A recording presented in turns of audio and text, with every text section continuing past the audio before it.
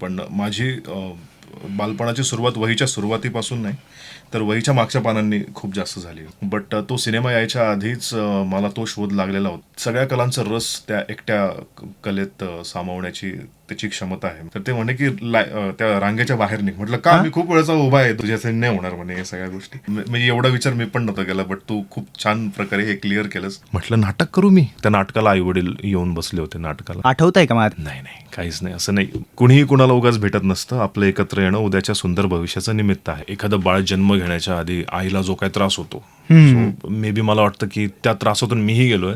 त्या एकांकिकेचा जन्म होण्याच्या आधी वडील शॉक झाले. काय रे म्हणे, कुठून पैसे आणले, काय केलं तू म्हणे. माझं एकमेव माझ्या आतली ही गोष्ट आहे जी मी न दाखवता विकू शकतो, जी ऐकू येते.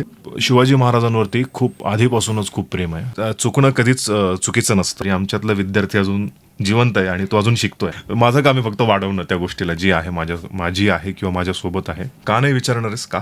ती सगळ्यात अवघड स्टेप आहे. ती पार झाली की मग सगळं सोपं असतं. आहे कधी लिहिणार आहे नवीन एकांकिका? की ह्या वेळेस खूप मोठा धमाका होणार आहे, त्याची शांतता आहे मला असं वाटतं. आणि दिल्या घरी तू सुखी राहा म्हणावं. राजामौली. असं एखादं काम जे सातत्याने करायला आवडेल? छत्रपती संभाजी महाराज. समोर दिसणाऱ्या प्रत्येक माणसात जर आपण आपला माणूस शोधला तर परकेपणाची व्याख्या नकळत विसरायला होते. नमस्कार सगळ्यांचं मनापासून स्वागत आहे आपल्या जिंदगी जिंदाबाद विथ RJ शुभम या शोमध्ये. आणि जसं की आपल्या या जिंदगी जिंदाबाद या शोवर आपण नेहमी गप्पा मारत असतो कलाकार मंडळींसोबत आणि एक अफलातून काम करणाऱ्या अशा लोकांसोबत. आणि सध्या आपण गप्पा मारत आहोत माझ्या त्या लोकांसोबत ज्यांचा कुठे ना कुठेतरी माझ्या या आयुष्याला चांगल्या अर्थाने वळण देण्यामध्ये हातभार राहिला आहे आणि कुठे ना कुठे त्यांचं मार्गदर्शन मला नेहमीच एक चांगली वाट देण्यासाठी, पुढे काहीतरी चांगलं करण्यासाठी मदतगार राहिला आहे. अशा लोकांसोबत मी गप्पा मारत आहे, माझ्या लोकांसोबत मी गप्पा मारत आहे. आणि हो, फक्त माझ्याशी संबंधित किंवा मला कुठे काहीतरी गाईड करणाऱ्या लोकांसोबत नाही, तर ते स्वतः देखील त्यांच्या एका वेगळ्या क्षेत्रामध्ये उत्तम आणि कमाल असं काम करतात. आणि अशातलंच आजचं हे व्यक्तिमत्व. खरं तर आजच्या या व्यक्तीची ओळख करून द्यायची तर एक उत्तम असा व्हॉइस ओव्हर आर्टिस्ट, आणि ज्याला आम्ही म्हणतो की आवाज की दुनिया का वो एक हसीन बंदा आहे, असा व्हॉइस ओव्हर आर्टिस्ट, एक उत्तम लेखक, दिग्दर्शक, आणि ज्याने त्याचं एक सुंदर असं आभाळ बनवलं आहे ज्याचं नाव आहे सौंदर्य निर्मिती थिएटर ग्रुप. आणि त्या आभाळाखाली तो असंख्य लोकांना, असंख्य ढगांना असं मनमुराद हात मोकळे करून त्या आभाळात सामावून घेत असतो. अशा अनेक ढगांचं आभाळ असलेला आणि नाशिकच्या अनेक कलाकार मंडळींना माहीत असलेला सगळ्यांचाच लाडका दादा आदिल नूर शेख आज आहे आपल्यासोबत आपल्या जिंदगी जिंदाबाद या शोवर. तर मनापासून स्वागत आहे आदिल दादा तुझं या जिंदगी जिंदाबाद या शोवर. Thank you so much. जिंदगी जिंदाबाद. तर दादा, मी सुरुवात तुझ्या बालपणापासून करेल. सध्या तुझा जो मुलगा आहे अर्श, तर त्याच्यासोबतचं तुझं जे बालपण, म्हणजे त्याचं जे बालपण आहे, तू ज्या पद्धतीने चांगल्या पद्धतीने रेकॉर्ड करतोय ना, ते पाहताना तुझं बालपण कसं राहिलं होतं हे ऐकायला जास्त आवडेल. तर कसं होतं तुझं बालपण, काय सांगशील त्याविषयी? माझं बालपण म्हणजे जनरली कसं, एखादं वही असते शाळेतली, त्याच्यात आपण होमवर्क करतो किंवा आपण त्याच्यात जे काय अभ्यास दिलाय तो लिहितो. पण माझी बालपणाची सुरुवात वहीच्या सुरुवातीपासून नाही, तर वहीच्या मागच्या पानांनी खूप जास्त झाली. क्या बात आहे. माझं शिक्षण जर म्हणशील तर मी चित्रकला विशारद आहे. GD झालंय माझं.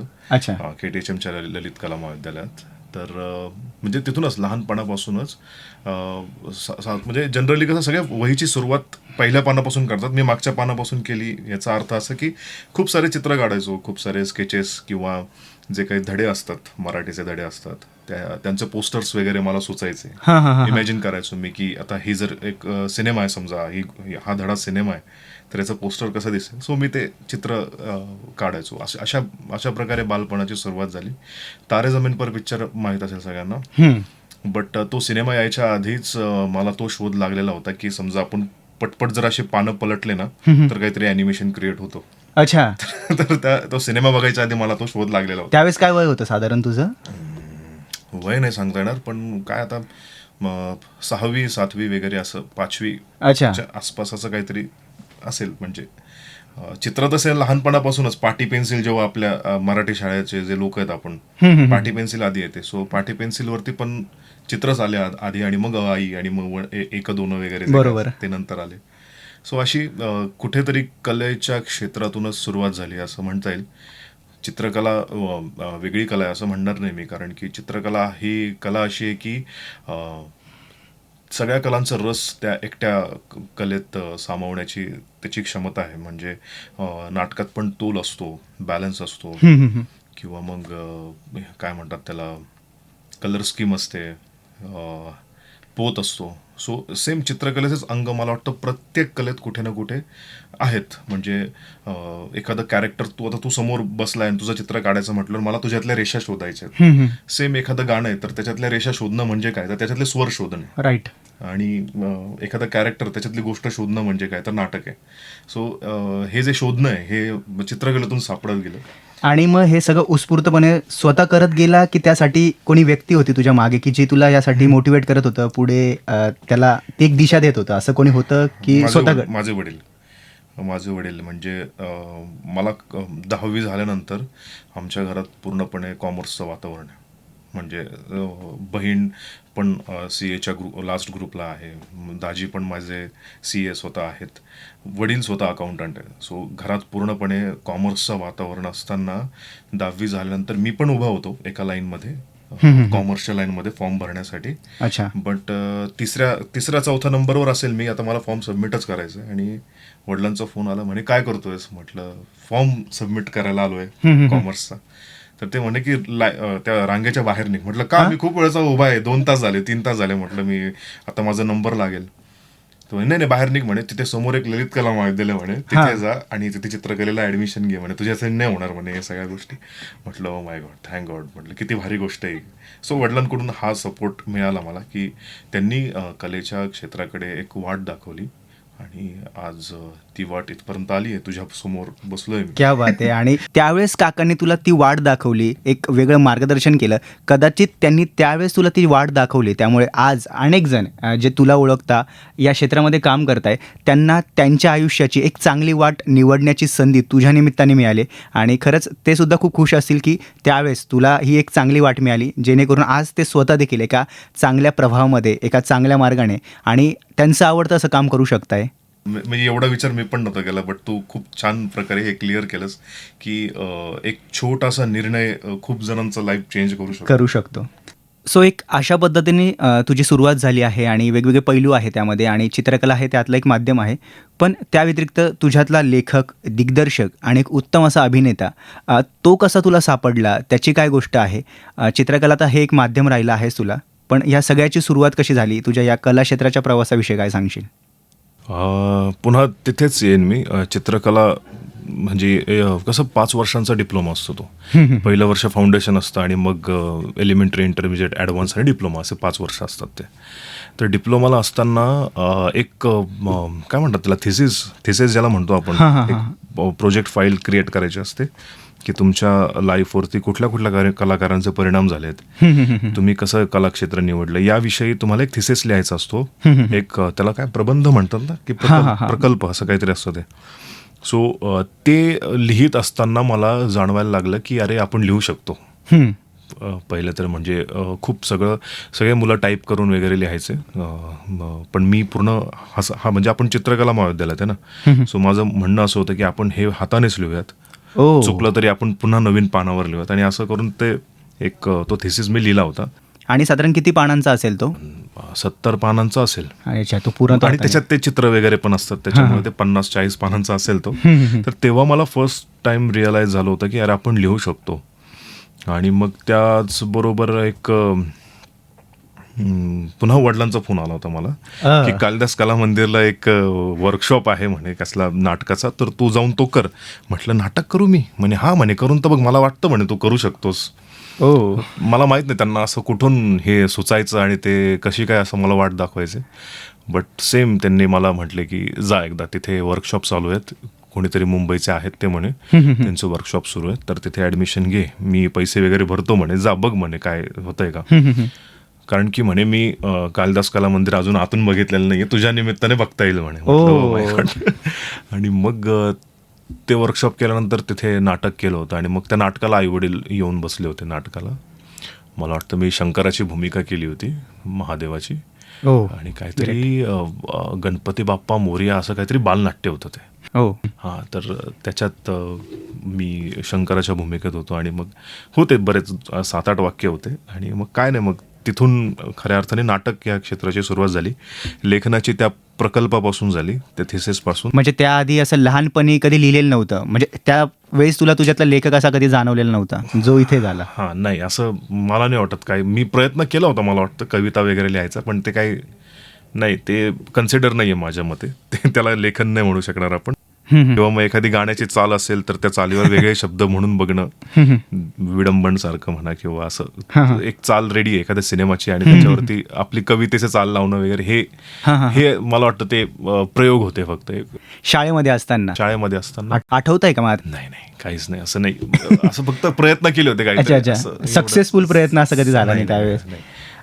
आणि मग त्यानंतर तुझ्या या सगळ्या नाटकाच्या करिअरची किंवा या सगळ्या प्रवासाची सुरुवात झाली आणि पुढे जाऊन तुझ्यासोबतचे खूप सारे मित्र जोडले तुझ्यासोबत. आणि तसं तुझ्या व्हॉट्सअपचं स्टेटससुद्धा आहे की कोणीही कुणाला उगाच भेटत नसतं, आपलं एकत्र येणं हे उद्याच्या सुंदर भविष्याचं निमित्त आहे असं तू लिहिलं आहे. मग एकंदरीत त्या ग्रुपची कशी सुरुवात झाली, सौंदर्य निर्मितीची सुरुवात कशी झाली, आणि मग त्यानंतरच्या तुझ्या अनेक फिल्म्स आणि ज्या शॉर्ट फिल्म्स वगैरे तू बनवल्या त्या सगळ्याविषयी काय सांगशील? KTHM कॉलेज, तिथे एका मित्राने बोलवलं की आपल्याला नाटक करायचं आहे, तर तू काहीतरी लिहि. तेव्हा एक व्हॉट्सअप नावाची एकांकिका लिहिली होती मी. आणि मग त्या कॉलेजमध्ये आम्ही सगळे मग असेच, म्हणजे माझं GD पूर्ण झालं होतं ललित कला महाविद्यालयातून. अच्छा. आणि मग मी KTHM मध्ये वळलो होतो फक्त नाटकांसाठी, हो, नाटक करता यावं म्हणून. तर मग तिथे मी नाटक लिहायचो, पण उभं पण करायचो नाटक, आणि आम्ही दौरे पण करायचो वेगवेगळ्या ठिकाणी जाऊन. सो आमचा पहिलाच प्रयोग इतका रंगला होता की आम्हाला फर्स्ट प्राइज मिळालं होतं तेव्हा व्हॉट्सअपसाठी. व्हॉट्सअप एका. आणि तीच तुझी पहिली एकांकिका असं म्हणू शकतो? नाही, त्याच्या आधी एक शब्दप्रयोग नावाची एकांकिका लिहिली होती मी. अच्छा. ती एकांकिका नव्हती, आता मला माहित नाही तो फॉर्मॅट काय होता, पण त्याच्यातले सगळे पात्र एकमेकांशी कवितेत बोलायचे. अच्छा. हां, सगळे एकमेकांशी कवितेत बोलायचे म्हटलं. सो त्याच्यावरून मला वाटत नाही की ती एकांकिका होती. तर पण आम्ही ती एकांकिका स्पर्धेत सादर केली होती. त्याचं काही झालं नव्हतं, बट खूप जणांना, म्हणजे जे कवी मनाचे लोक आहेत त्यांना प्रयोग आवडला होता. काहींनी म्हटलं होतं की तुम्ही कवी संमेलनात का नाही सादर करत, हे तुम्ही एकांकिका स्पर्धेत काय करतायत. असे 2 वेगवेगळे आयडियोलॉजीज तयार झाले होते त्यावेळेस.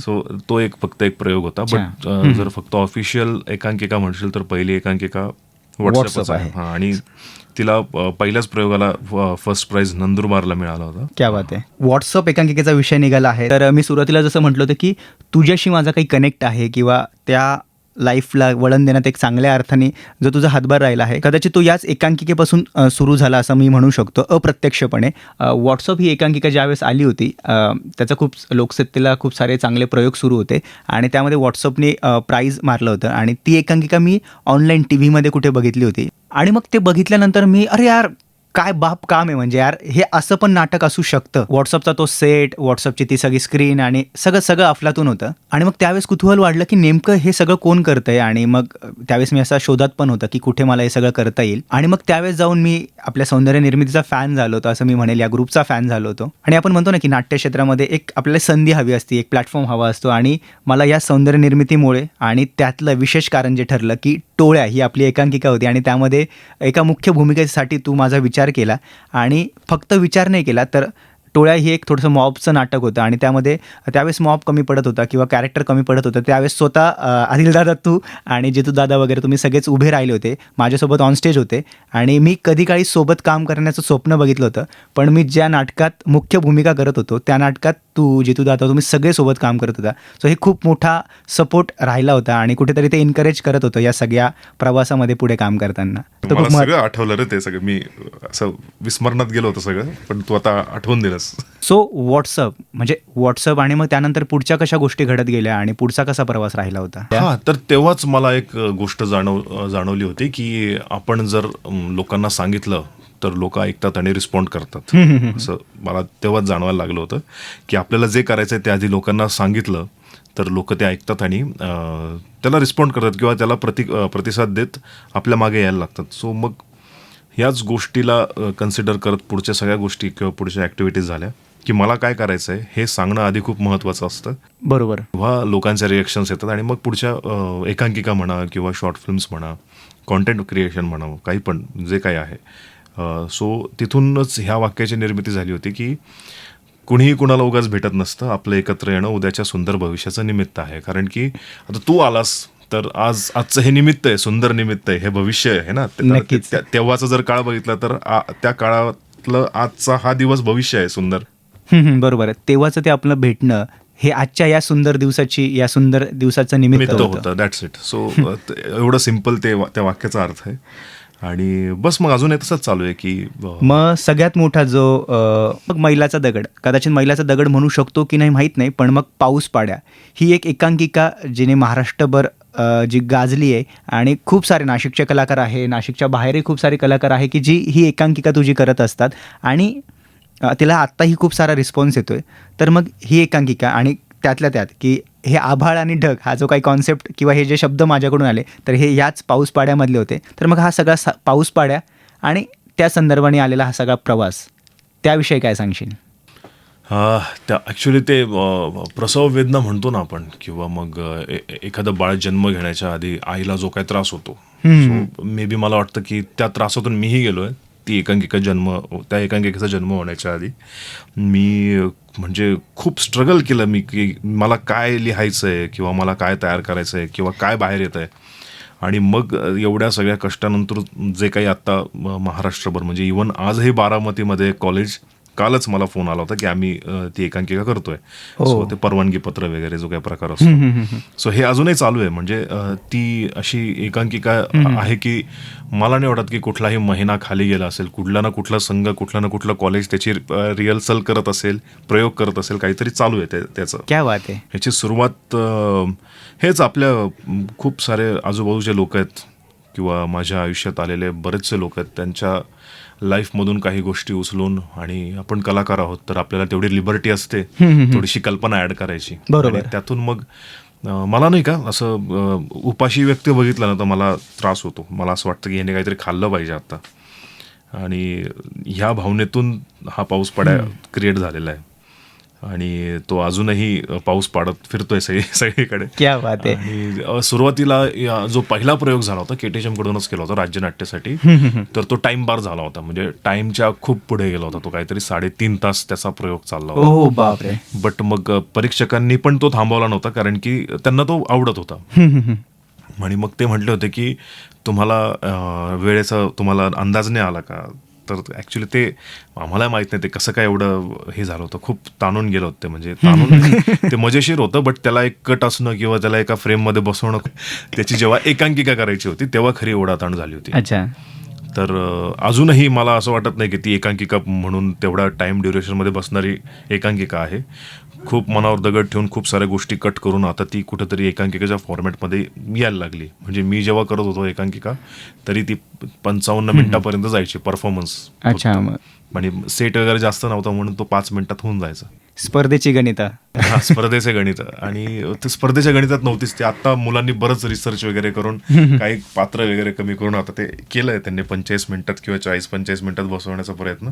सो मग यूट्यूब म्हणजे बऱ्याच त्या काळात तू सुरुवात केलं होतं 2011. हां, 2011. सो 2011 ते आता 2023 आहे आणि त्यावेळेस सुरू झालेला तुझा तो डिजिटल प्रवास, ते आता काही महिन्यांआधी तू इंस्टाग्राम रील्सवर सुद्धा तुझ्या व्हॉइस ओव्हर आर्टिस्ट या कलागुणातून खूप चांगल्या गोष्टी आम्हाला ऐकवतो आहे, खूप चांगल्या गोष्टी लिहितो आहे, कोणी लिहिलेलं ते आम्हाला वाचून आमच्यापर्यंत पोहोचवतो आहे. तर ते खूप छान वाटतं ऐकताना वगैरे. तर तुझ्या या संपूर्ण डिजिटल दुनियेतल्या या यूट्यूब ते इंस्टाग्रामपर्यंतच्या प्रवासाबद्दल काय सांगशील? यूट्यूब ते इन्स्टा रीलपर्यंतचा. ओके. हां, तर यूट्यूब काय नाही, हे यूट्यूब असंच गमतीमध्येच जगातल्या प्रत्येक माणसाचं सुरू होतं गमतीमध्ये.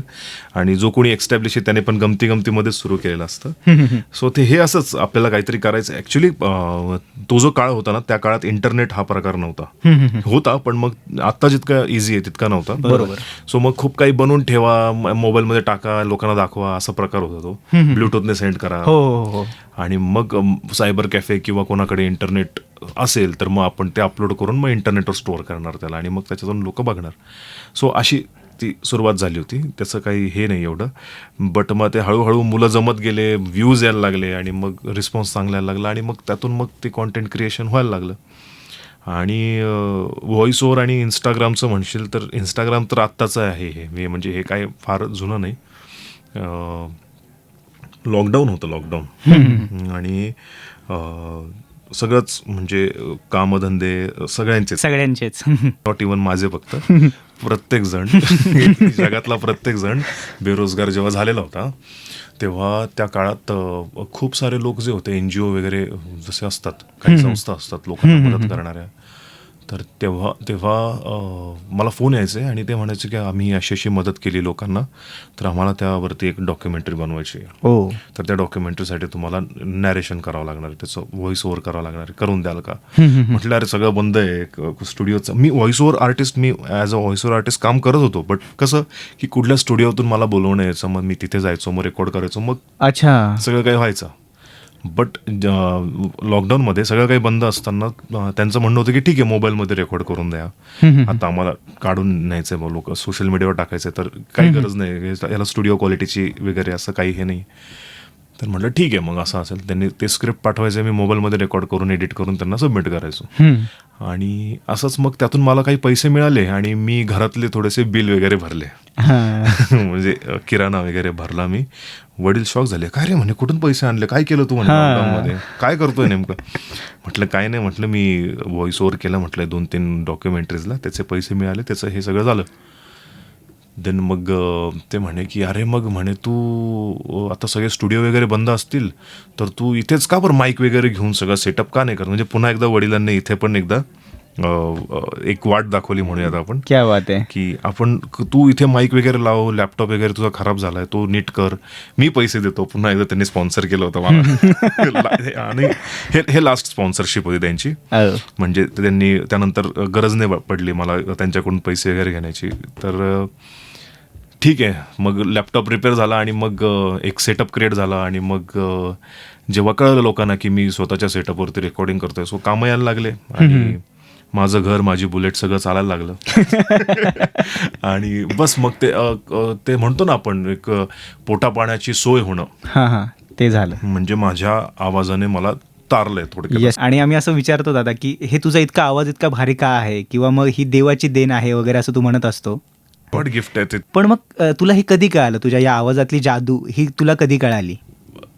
नाटक आणि त्यातून प्रेक्षकांच्या येणाऱ्या कमेंट्स की तुझा आवाज छान आहे, तू व्हॉइस ओव्हर केलं पाहिजे. आणि मी एका ठिकाणी मॅजिक्स ॲनिमेशन इन्स्टिट्यूट आहे, तिथे मी व्हिडिओ एडिटिंग शिकत होतो, डिप्लोमा करत होतो त्याचा. आणि तिथे मी फीज माझी पूर्ण भरलेली नव्हती आणि त्या इन्स्टिट्यूटला एक MSCBचं समथिंग काहीतरी प्रोजेक्ट आलं होतं. अच्छा. आणि ते म्हटले होते की आपल्याला याचं व्हॉइस ओव्हर करायचं आहे, तर तू करून बघ, आपण स्टुडिओ वगैरे बुक करू म्हणे. तर मी त्या डॉक्युमेंटरीसाठी किंवा त्या एक पर्टिक्युलर जाहिरातीसाठी पहिल्यांदा नॅरेशन केलं होतं स्टुडिओमध्ये. आणि मग माझी डिप्लोमाची फीज कट झाली होती, म्हणजे मला भरायची गरज नव्हती राहिली त्या प्रोजेक्टमुळे. अच्छा. सो मला तेव्हा कळालं होतं की अरे ही गोष्ट विकल्या जाते, आवाजही विकल्या जातो. आणि मग त्याच्यामुळे तू म्हणतो की मी आवाज की खाता हूं, आवाज की खाता हूं, खरी गोष्ट आहे. म्हणजे माझं एकमेव माझ्या आतली ही गोष्ट आहे जी मी न दाखवता विकू शकतो, जी ऐकू येते जी ऐकून लोक पैसे देतात. सो तिथूनच सुरुवात झाली. मग भरपूर स्टुडिओज आहेत नाशिकमध्ये, ते इन्व्हाइट करायचे आणि करायचो. मग लॉकडाऊनमध्ये मी स्वतःच एक स्टुडिओ बनलो आणि मग आता सगळं चालू आहे. आणि इंस्टाग्रामचं म्हणशील तर शिवाजी महाराजांवरती खूप आधीपासूनच खूप प्रेम आहे. त्यांचा इतिहास म्हणा किंवा त्यांच्या गोष्टी म्हणा किंवा जे काही आहे अंगावर शहारा आणणाऱ्या जो काही त्यांचा सामर्थ्यवान इतिहास आहे, तो आधीपासूनच एक लीडर म्हणून, एक बिझनेसमॅन म्हणून, एक कलाकार म्हणून तो इतिहास म्हणा किंवा ते जे काय पात्र आहे जे होऊन गेलं आणि जो अजूनही आपल्या इथे आहे, त्या इतिहासाच्या विषयावरती काही रील्स मी बनवले होते. आणि खूप लोकांचं म्हणणं असं आहे की इतिहास तुझ्या आवाजात ऐकायला मजा येते. सो त्या काइंड ऑफ काही रील्स मी बनवल्या होत्या आणि त्याच व्हायरल झाल्या आणि लोक ऐकतात आज त्या माझ्या रील्सला त्या निमित्ताने. सो तिथून इंस्टाग्राम रीलची सुरुवात झाली, छान असं म्हणता येईल. आणि छत्रपती शिवाजी महाराजांचा इतिहास असो किंवा छत्रपती संभाजी महाराजांचा इतिहास असो, तुझ्या आवाजात ऐकताना नक्कीच अंगावर शहारे येतात. आणि फक्त इतिहासातच नाही तर तू ज्यावेळेस काही कविता ज्या पद्धतीने सादर करतो ना, तर त्या कवितासुद्धा अशा मनाला भावतात आणि ते ऐकायला खूप छान वाटतं. सो आवाजाच्या दुनियेतला तू माणूस आहे आणि आज तू इथं आलेला आहे स्टुडिओमध्ये. सो काही वेगळं काही सादर करू शकतो का आज? नुसत्या श्वास घेण्यातही वेळ चाललाच आहे ना. आयुष्यात काहीच राहिले नाही हे म्हणत टाइमपास होत असेल नाही का तुझा? त्यापेक्षा गेम खेळ, सूर्योदय बघ, आभाळाचं निरीक्षण कर. स्वतःच्या हातांकडे बघून हे हात कधी काळी चिमुकले होते याचा विचार कर. काही वर्षात तेही सुरकुतल्या जातील याचीही कल्पना कर. पणजोबा गेले, आपणही होऊ पणजोबा कधी. आत्ता हे जिवंत शरीर चैतन्य शून्य होईलच की कधी ना कधी. जेव्हा काही नको असेल तेव्हाच जगता येतं. हवं असणं म्हणजे अस्थिरता, चिंता, रिकामेपण न मागता मिळालेलं स्वीकारावं लागतं. रोज सूर्य मिळतोय, 12 तास दिवस, 2 सेकंदानंतर श्वास घेण्याचं स्वातंत्र्य, रात्री झोपण्यासाठी रात्र, भूक लागू न देणारं घर, अन्न, वस्त्र, निवाऱ्यानंतरची मूलभूत गरज बनलेला मोबाईल बाजूला ठेव. बघ, ह्या जगात लोक त्यातच गुंतले आहेत. तुझा गुंता त्यानंच केलाय का? वा, क्या बात आहे. सो नाटक, अभिनय, रील्स हे सगळं सुरू आहे, पण ज्या वेळेस ज्या काळात तू सगळ्यांना संधी देण्याच्या दृष्टीने आणि एक स्वतःचंही स्वप्न जगण्यासाठी सौंदर्य निर्मिती हे सगळं आभाळ उभं केलं होतं आणि त्यानंतर जाऊन आता पुन्हा एकदा नवीन लोकांना संधी देण्यासाठी, त्यांना अभिनयाचं किंवा या कला क्षेत्राचा अनुभव करून देण्यासाठी स्कूल ऑफ हार्ट्स ही मुकेश दादासोबत सुरू केलेलं ही तुझी संस्था, एक नवीन क्लास म्हणू आपण, अभिनयाचं धडे देणारी संस्था तू सुरू केली आहे. तर त्याविषयी काय सांगशील? हां, म्हणजे पुन्हा लॉकडाऊन ॲक्च्युली कसं आहे ना शुभम, लॉकडाऊन हा एक इव्हॉल्युशन झालेला आहे माहिती का? म्हणजे जसं Evolution, क्या बात आहे. इसवी सन पूर्व आणि इसवी सन मध्ये आणि मग असं जसं असतं तसं लॉकडाऊन पूर्व आणि Lockdown. so हे असं रजिस्टर होणारच. कुठल्याही तुला पण अनुभव आला असेल, बरोबर. लॉकडाऊनच्या आधी असं होतं, त्याच्या लॉकडाऊनच्या नंतर असं झालं. हां. तर लॉकडाऊनच्या आधीच ही कॉन्सेप्ट आम्ही काम करायला सुरुवात केली होती की एक प्लॅटफॉर्म असा असेल जिथे फक्त शिकवणी नाही, नाटकाची शिकवणी नाही, तर तिथे कलाकारांना एक व्यासपीठ मिळेल, अनुभव मिळेल. अनुभवावरती आम्ही जास्त जोर देतो. हां, तू एक्सपेरिमेंटल सेंटर असं पण म्हणतो. एक्सपिरियन्शियल सेंटर, जो तिथे तुम्हाला एक्सपिरियन्स देतो. स्टेजवर उभं राहण्याचा एक्सपिरियन्स, प्रेक्षकांच्या टाळ्या अंगावर झेलण्याचा एक्सपिरियन्स, डायलॉग पाठ करण्याचा एक्सपिरियन्स, चुकण्याचा एक्सपिरियन्स, सगळ्यात महत्त्वाचं चुकण्याचं. क्या बात आहे, चुकण्याचा एक्सपिरियन्स. चुकणं कधीच चुकीचं नसतं, मला असं वाटतं. तुम्ही जितके चुकाल तितके तुम्ही शिकाल. सो त्या कॉन्सेप्टवरती आम्ही लॉकडाऊन पूर्वीच याचा प्रयत्न चालू केला होता. बट लॉकडाऊन लागला आणि मग तुम्ही एकत्र येऊ शकत नव्हते. तुम्ही कुठलीच ॲक्टिव्हिटी करू शकत नव्हते जिथे तुम्ही एकत्र येतात. सो त्यामुळे मग ते थोडंसं थांबलं आणि जेव्हा सगळं काही पुन्हा व्यवस्थित व्हायला लागलं तेव्हा आम्ही सुरुवात केली. आणि आज म्हणशील तर 61 मुलं स्कूल ऑफ आर्ट्समधून बिलॉंग करतात. क्या बात आहे. जो 61 स्टुडंट्स आहेत जे स्कूल ऑफ आर्ट्समधून पास आउट झाले. पास आउट नाही झाले, ते आमचे लाईफ टाईम मेंबर आहेत. आमची कॉन्सेप्टच ही आहे की पास आउट ही कॉन्सेप्ट नाही आहे आमच्याकडे. तुम्ही एकदा आले ना आमच्याकडे तर तुम्ही आमचे होऊन जातात. तुम्ही कधी पण नाटकासाठी, नाटकाच्या मागे, नाटकाच्या बाजूला किंवा व्हॉट एव्हर, एक लेखक म्हणून किंवा एक टेक्निशियन म्हणून किंवा एक कलाकार म्हणून किंवा एक बॅकस्टेज म्हणून तिथे कधी पण उपस्थित राहू शकताय. सो त्याला असं हे नाहीये की तुम्ही आउट झालात, असं नाहीये. क्या बात आहे. तुम्ही आलात आमच्याकडे तर तुम्ही आमचे आता कायमचे आहात. फक्त तुमच्याकडे वेळ असणं महत्वाचं आहे. क्या बात आहे. आमच्याकडे वेळच आहे, आमचं कामच आहे. आमची प्रक्रिया सुरू आहे नाटक करण्याची. म्हणजे मी झालो किंवा स्कूल ऑफ आर्ट्स मधलाच कोणीही नवोदित लेखक असेल, लिखाण चालू आहे एका बाजूला. मुकेश काळे हा दिग्दर्शक म्हणून कायम त्या खुर्चीवर बसलेला आहे दिग्दर्शन करण्यासाठी. तुमच्याकडे वेळ आहे तर तुम्ही समोर या, नाटकाचे डायलॉग पाठ करा आणि नाटकाचा अनुभव घ्या. That's it. एवढी सिम्पल कॉन्सेप्टवरती आमचं काम चालू आहे. सो आजकाल खूप सारे कोलॅबरेशन्स पण होत आहेत. वेगवेगळ्या कोर्सेससाठी काही टीचर्स असतात, ते कोलॅबरेशन करतात आणि मग त्यातून पण काही वेगवेगळे उपक्रम राबवले जात असतात. लोकेशन्स चेंज होत असतात, कोर्सेस चेंज होत असतात. आता मित्र आहे एक जो साऊथवरून थिएटर शिकून आलाय, त्याला एक कोर्स करायचा होता. सो असं खूप साऱ्या गोष्टी आहेत तिथून एक्सप्लोर व्हायला मिळतात. आणि जरी मी म्हणावं किंवा मुकेश म्हणावं, ह्या गोष्टी सुरू केल्या आहेत, बट एक आमच्यातला पण एक विद्यार्थी कायम तिथे शिकत असतो. क्या बात आहे. म्हणजे विविध ज्या काही फॅकल्टीज येतात, बाहेरून येतात किंवा काही शिकवायला येतात, तेव्हा आम्ही जरी ह्या गोष्टी सुरू केल्या असतील तरी आमच्यातला विद्यार्थी अजून जिवंत आहे आणि तो अजून शिकतोय. क्रिएटिव्हिटी सादर करण्याची जी पद्धत आहे, म्हणजे सौंदर्य निर्मिती सुरू केलं होतं त्यावेळेसची ती एक निर्मिती आणि त्यावेळेसचा तो सगळी पद्धत, आणि आता परत एकदा स्कूल ऑफ हार्ट्सच्या निमित्ताने ज्या पद्धतीने जो थॉट घेऊन तू चालला आहे, एक एक्सपेरिमेंटल सेंटर, एक अनुभव देणारं सेंटर असं तू त्याला कॉन्सेप्ट असं नाव दिलं आहे. सो वेगळं पण आहे, जसं नावांमध्ये वेगळं पण आहे. तर सौंदर्य निर्मिती आणि पुन्हा एकदा स्कूल ऑफ आर्ट्स या दोघी नावांमागची काय गोष्ट आहे? एवढं काही नाही बरं का. सौंदर्य निर्मिती? एक निर्मिती करणं हे एक आमचं ध्येय होता, निर्मिती करणं. बट मग ती सुंदर का असू नये म्हणून त्यातून सौंदर्य निर्मिती या शब्दाची निर्मिती झाली. अच्छा. हा, सो त्याला काही एवढं विशेष हे नाही आहे की अच्छा. एक निर्मिती तर प्रत्येकालाच करायची असते, बट ती सुंदर का असू नये म्हणून ती सुंदर निर्मिती तयार झाली. सो असं सौंदर्याची निर्मिती करणं हा एवढा छोट्या अच्छा, ते तुला ते नाव सुचलं होतं त्यावेळेस. हा. आणि नाही, ऍक्च्युली मला नाही सुचलंय. अमोल म्हणून माझा मित्र आहे, अच्छा. आम्ही चित्रकला महाविद्यालयात सोबत होतो आणि सोबत शॉर्ट फिल्म्स आणि नाटकं पण करायचो. तर त्याला सुचलं होतं हे, आणि मग तेच आता कॅरी फॉरवर्ड झालेलं आहे. आणि स्कूल ऑफ आर्ट्स हे पण मुकेशला सुचलंय की एक आपण स्कूल तयार करतोय. आणि आता हार्ट्स या शब्दाला जर तू बघशील तर HEARTS.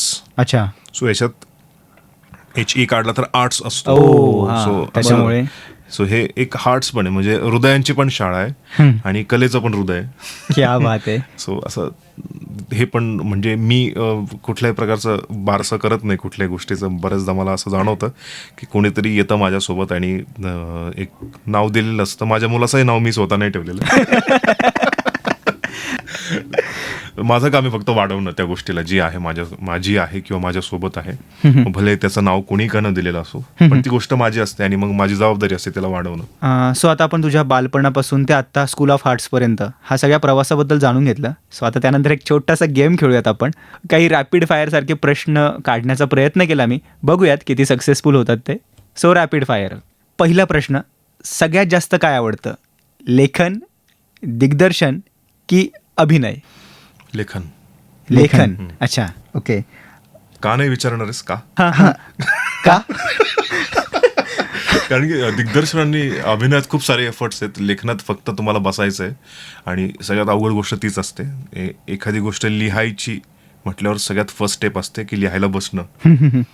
ती सगळ्यात अवघड स्टेप आहे. ती पार झाली की मग सगळं सोपं असतं. अच्छा. आणि बाकीच्या ज्या 2 ऑप्शन होते ते एफर्ट्स मध्ये खूप एफर्ट्स आहेत त्याला. अच्छा. खूप टाइम कन्झ्युमिंग पण आहे. सो म्हणून लेखन. अच्छा. सो पण आता खूप दिवस झाले आहे तू लिखाणाला बसलेलं नाही आहे, आणि नाशिकमधले जे अनेक नाट्यकलावंत आहे, जे सगळे कलाकार आहेत, आणि त्यांची पण अशी इच्छा आहे की आदिलदादा परत एकदा लिखाणाला कधी बसणार आहे, कधी लिहिणार आहे, नवीन एकांकिका, नवीन संहिता घेऊन कधी येणार आहे आदिलदादा? हा, म्हणजे मला असं वाटतं ना की ह्या वेळेस खूप मोठा धमाका होणार आहे, त्याची शांतता आहे मला असं वाटतं. क्या बात आहे. म्हणजे हा कॉन्फिडन्स आहे माझा. अजून मी बसलेलो नाहीये. बसलेलो नसताना फक्त डोक्यातल्या कॉन्सेप्टवरती, त्या कॉन्फिडन्सवरती बोलतोय मी. अच्छा, नक्कीच त्या रिलेटेड पण एक पुढे प्रश्न आहे, तो विचारेलच मी. पण त्याआधी, नाटक, सिनेमा की वेब सिरीज लिहायला, दिग्दर्शित करायला आणि त्यात अभिनय करायला काय आवडेल? लिहायला नाटक, अभिनय करायला सिनेमा, आणि काय होतं अजून, दिग्दर्शन. तुला खरं सांगू का शुभम, दिग्दर्शनात मी जास्त डोकं घालत नाही बरं का. मी खूप सुरुवातीलाच दिग्दर्शन केलंय, बट जेव्हा तुम्ही रायटर पण असतात आणि जेव्हा तुम्ही दिग्दर्शक पण बनतात ना, तेव्हा तुम्ही खूप सारे लिमिटेशन्स तुमच्यात आणतात. सो माझं म्हणणं असं आहे की तुम्ही जर एक लेखक असाल तर तुम्ही शक्यतो दिग्दर्शनाच्या फंद्यात पडू नये. अच्छा. ते एका सुंदर दिग्दर्शकाच्या हातात तुमची स्क्रिप्ट, म्हणजे जशी आपण आपली मुलगी एखाद्याला देतो, कन्यादान करतो आपण, तसं आपण स्क्रिप्ट दान केलं पाहिजे आणि दिल्या घरी तू सुखी राहा म्हणावं, आणि जसा दिग्दर्शक तुला वागवेल तशी वाग. सो मला असं वाटतं की दिग्दर्शन बऱ्याच अर्थाने दिग्दर्शन माझा पिंड नाहीये, बट तरी सिनेमाचं दिग्दर्शन करायला मला आवडेल. क्या बात आहे. आणि नाटकाचं लेखन, नाटकात अभिनय करायला आवडेल, आणि अभिनय वेब सिरीज मध्ये पण करायला आवडेल. आणि वेब सिरीज आणि सिनेमा काही फार वेगळे नाहीये, त्याच्यामुळे तिथे होऊ शकते. ओके. सो पुढचा प्रश्न, आवडता दिग्दर्शक मराठीमधला आणि ओव्हरऑल सगळ्याच याच्यातनं? राजामौली. Overall Rajamouli overall. असं एखादं काम जे सातत्याने करायला आवडेल? माईक समोर बसणं आणि बोलणं. क्या बात आहे. सातत्याने करायला आवडेल मला. जोपर्यंत हा आवाज आहे, जोपर्यंत या आवाजाचं वय वाढत नाही, किंवा जोपर्यंत हा आवाज थकत नाही, किंवा बाहेर निघणं बंद होत नाही, तोपर्यंत आवडेल ही गोष्ट करायला. क्या बात आहे. आणि आजवर केली नाही अशी कुठली भूमिका, पात्र करायला आवडेल किंवा करायचं आहे? छत्रपती संभाजी महाराज. हॅट्स ऑफ, एकदम बढिया. म्हणजे कायच बोला आता यावर. यार क्या बात आहे. आणि खूप इच्छा आहे, पण अजून केलेलं नाही. सो फर्स्ट स्टेप ही आहे की तुम्हाला तुमच्या फिजिक्सवर काम करावं लागेल आधी, ती भूमिका करायची म्हटल्यावर. बरोबर. हां, सो दॅट्स इट. त्या भूमिकेचे काही फायदे आहेत. आणि ॲक्च्युली तू भारी वाटतं, कारण तू ज्या वेळेस शिवाजी महाराजांवर किंवा मी लोकमान्यांवर पण तुझा ऑडिओ ऐकले होते, किंवा तू ती एक शॉर्ट फिल्म बनवली होती. सो तू जे महापुरुषांना ज्या पद्धतीने त्यांना दाखवतो, लोकांपर्यंत घेऊन येतो, ॲक्च्युली त्यांचं काम खूप मोठं आहे, पण बरेचदा ते मधल्या वेळेत लोकांपर्यंत पोहोचले नाही, पण तू ज्या पद्धतीने घेऊन येतो, जर तू छत्रपती संभाजी महाराज किंवा छत्रपती शिवाजी महाराजांवर काही करणार असेल आणि त्याची निर्मिती ही सौंदर्य निर्मितीची निर्मिती असेल, तर ती उत्तम आणि सुंदर अशी निर्मिती असेल आणि ती पाहायला नक्कीच सगळ्यांना आवडेल. पुढचा प्रश्न, असा एखादा विषय जो खूपदा सुचतो पण त्यावर लिहिण्याचं धाडस होत नाही किंवा लिहिलं जात नाही? जी आजची परिस्थिती आहे, जी टेक्नॉलॉजी आहे, जो टेक्नॉलॉजीचा आपल्यावरती परिणाम पण होतोय आणि आपला ऱ्हास पण होत चालला आहे, ह्याच्यावरती सुचतंय खूप, पण मांडता येत नाही, आणि मांडलं तरी मग ते रुचत नाही आहे, किंवा मग खूप सारे लूप होल्स येत आहेत त्याच्यात, की आपण फक्त एका बाजूनेच विचार करतोय. असं खूप सारे 2-3 स्क्रिप्ट अशा स्क्रॅप केल्या मी या विषयावरच्या. बट मी एक दिवस, आणि ज्या कॉन्फिडन्सने बोललो ना मी की काहीतरी मोठं धमाकेदार येणार, तर ह्याच कॉन्सेप्टशी रिलेटेड येणार आहे, की टेक्निकल म्हणूयात आपण, किंवा तंत्र माणसाच्या आयुष्यावर कसा परिणाम करतोय आणि त्याचे परिणाम कसे होत आहेत, आणि जे फायदे वाटत आहेत ते फायदे कसे नाही आहेत मे बी. सो या विषयावरती अजून बांधकाम चालू आहे, जे कच्च्या सिमेंटमुळे पडतंय. सो एक आवाजाच्या दुनियेतला माणूस, आवाजाच्या दुनियेत काम करणारा माणूस, एक व्हॉइस ओव्हर आर्टिस्ट, लेखक, दिग्दर्शक आणि अभिनय क्षेत्रातला जाण असलेला माणूस. सो या सगळ्या पॉईंट ऑफ व्ह्यूने आज काय सांगशील सगळ्यांना, जे ऐकताय आपल्याला, पाहताय आपल्याला, त्या सगळ्यांनाच? तुम्हाला बासरी माहिती आहे सगळ्यांना. हो. प्रत्येक वेगवेगळ्या आकाराच्या बासरी असतात. जाड बासरी असते, एकदम बारीक बासरी असते. सो बरोबर. आपला जो थ्रोट आहे, आपला जो कंठ आहे, तो प्रत्येकाची एक इंडिव्हिज्युअल वेगळी बासरी आहे. सो त्यातून येणारा आवाज पण प्रत्येकाचा इंडिव्हिज्युअल वेगळा आहे. सो पहिली ही गोष्ट की तुम्ही कॉपी करणं बंद करा. राईट. तुम्हाला कॉपी करायचं आहे तर तुम्ही एक मिमिक्री आर्टिस्ट बना. राईट. त्यात पण खूप पैसा आहे. सो आवाज भारी म्हणजे एखादा बेसचा आवाज असं नाहीये. ओके. तुम्हाला नॅचरली, निसर्गाने, देवाने जो काही आवाज दिलाय तो तुम्हाला दिलाय. सो तो तुम्हाला वापरायचा आहे. तुमच्या खिशात जी काही प्रॉपर्टी आहे ती तुमचा आवाज आहे. सो तो तुम्हाला वापरायचा आहे. बट मग त्याच्यात काही गोष्टी अशा येतात की तुम्ही त्याला प्रेझेंट कसं करतात. आता मी भाजीपाला घ्यायला जातो आमच्या मार्केटमध्ये, तर तिथे एक माणूस, इतका पहाडी आवाज आहे त्याचा, इतकं सही भाजी विकतो तो, बट तो भाजी विकतोय. त्याचा आवाजाचा उपयोग करून तो भाजी विकतोय. तुम्हाला पण तुमचा आवाज विकायचा आहे. त्याचा आवाज खूप भारी, बट त्याला नाही वाटलं कधी की त्याने माईक समोर जावं आणि मग आपला आवाज सेल करावा. तो त्याच्या आवाजाच्या उपयोगाने भाजीच विकतोय. बट तुम्हाला जर तुमचा आवाज विकायचा आहे तर तुम्हाला त्याच्यावरती काम करणं खूप महत्वाचं आहे. एखाद्या ऍक्टरला ऍक्टिंग करायची म्हटल्यावर त्याला त्याच्या चेहऱ्यावरती, त्याच्या केसांवरती, त्याच्या शरीरावरती एक्सरसाइज करून, जिम मारून त्याला फिट राहणं त्याची जबाबदारी आहे ॲज अ ऍक्टर म्हणून. सेम व्हॉइस ओव्हर आर्टिस्टला वाचन करणं खूप इम्पॉर्टंट आहे. आणि नुसतं वाचन करणं नाही, तर ते आपण व्यवस्थित वाचतोय का, आपले प्रत्येक शब्द बरोबर तोंडातून बाहेर निघतायत का, किंवा हे जर आपल्याला समजत नसेल तर कोणा जाणकाराकडून ते समजून घेणं, त्याच्या पायाशी बसणं, बाबा मला समजव की णचा उच्चार कसा असतो, श आणि श मधला फरक काय आहे, ह्या गोष्टी समजून घेणं. कारण की ह्याच गोष्टी तुम्हाला इंडस्ट्रीमध्ये टिकवणार आहेत. बरोबर. अरे हा माणूस एकदम स्पष्ट उच्चार करतो. आणि सेकंड थिंग पुन्हा तेच की एखादी स्क्रिप्ट जेव्हा समोर येते तेव्हा ती तुम्हाला वाचायची नसते, तुम्हाला ती सादर करायची नसते, ती तुम्हाला सांगायची असते. आणि जेव्हा तुम्हाला हे सांगणं जमतं तेव्हा तुम्ही एक व्हॉइस ओव्हर आर्टिस्ट बनतात, मला असं वाटतं. हे सादर करण्यापेक्षा, वाचण्यापेक्षा तुम्हाला जे सांगणं आहे की स्क्रिप्टचं सांगणं काय, सो हे सांगणं जमलं की झालं, मग तुम्ही एक व्हॉइस ओव्हर आर्टिस्ट बनता. क्या बात बाकी आहे. आवाजावरती मला नाही वाटत काही विशेष काम करायची गरज आहे. म्हणजे जसं की आता पुन्हा ह्या 2 इंडस्ट्री वेगवेगळ्या आहे. डबिंग वेगळे आहे, व्हॉइस ओव्हर वेगळे आहे. सो व्हॉइस ओव्हरमध्ये तुम्हाला तुमचा इंडिव्हिज्युअल जो तुम्हाला नॅचरली आवाज मिळाला तो तुम्हाला युटिलाइज करायचा असतो आणि तो सेल करायचा असतो. डबिंगमध्ये तुम्हाला विलनसाठी वेगळा बेस लावा लागणार आहे, तुम्हाला हिरोसाठी वेगळा आवाज लावा लागणार आहे, गरीब माणसाच्या कॅरेक्टरसाठी वेगळा आवाज, म्हणजे याला मॉड्युलेशन म्हणतो आपण. सो ही एक वेगळी एक्सरसाइज आहे. अच्छा, तुझ्यासाठी म्हणून मग मी एवढा डबिंगमध्ये नाही आहे. मी जास्त करून व्हॉइस ओव्हरमध्येच आहे, जो नॅचरली मिळाला आहे. आणि ते मॉड्युलेशन मला पण एवढं काही, म्हणजे वेगवेगळे आवाज काढता येणं सोपं आहे, प्रत्येकाला जमतं ते, बट ते सस्टेन करणं खूप अवघड आहे. म्हणजे मी जर एक वेगळ्या प्रकारचा आवाज काढलाय तर तो मला तसाच पुढच्या 1 तासापर्यंत असाच ठेवायचा आहे, याला सस्टेनेबिलिटी म्हणतात. आणि ती जमली की मग तुम्ही डबिंग आर्टिस्ट होऊ शकता. म्हणजे कसं आहे, तुम्ही जेव्हा डबिंग आर्टिस्ट होता तर तुम्हाला फक्त सिनेमाचं काम येणार नाही. ठीक आहे, सिनेमाचं काम आलं तरी आता सिनेमा 1 पार्टमध्ये संपत नाही ना, तुम्हाला त्याचे पुढचे 9 पार्ट येणार आहे, तर त्या कॅरेक्टरला तुम्हाला 9 पार्टपर्यंत न्यायचं आहे. वेब सिरीजचं एखादं डबिंग करायचं आहे तुम्हाला, तर तो कॅरेक्टर तुम्हाला 9व्या सीझनपर्यंत न्यायचा आहे, मे बी जितके सीझन होतील. सो ही सस्टेनेबिलिटी एकदा आली की तुम्ही डबिंग आर्टिस्ट म्हणून पण काम करू शकताय. सो ह्याच्यात मेहनत खूप महत्त्वाची आहे. बरोबर वाचन करणं हे खूप महत्त्वाचं आहे. वाचन करण्याचे 2 प्रकार असतात. एक मनात वाचन करणं, जे आपण ग्रहण करत असतो किंवा काही माहिती मिळवत असतो तेव्हा आपण मनात वाचन करतो. बट आपल्याला आपली वाचा शुद्ध करायची, तेव्हा आपल्याला जोरात वाचणं आणि स्पष्ट वाचणं खूप महत्त्वाचं आहे. आणि ते कोणीतरी मॉनिटर करणं पण खूप महत्त्वाचं आहे, नाहीतर तुम्ही चुकीचं वाचत राहाल आणि तुम्ही तसंच शिकत जाल. त्याच्यामुळे आपण बरोबर वाचतोय की नाही हे समजून घेणार आपण समोर कोणीतरी पाहिजे, क्या असं बात मला आहे. वाटतं. सो खूप छान वाटलं आज तुझ्यासोबत गप्पा मारून. पण मग आजच्या दिवशी तुला जर काही व्यक्त व्हायचं असेल इन जनरल कोणाही बद्दल, तर काय व्यक्त होशील, काय सांगशील आजच्या या निमित्ताने? हो, व्यक्त व्हायलाच पाहिजे. कारण एवढंच सांगावं असं वाटेल की ऊच नीच किंवा श्रेष्ठ किंवा कोणी श्रेष्ठ नाही असं मला नाही वाटत. कोणी नसतं.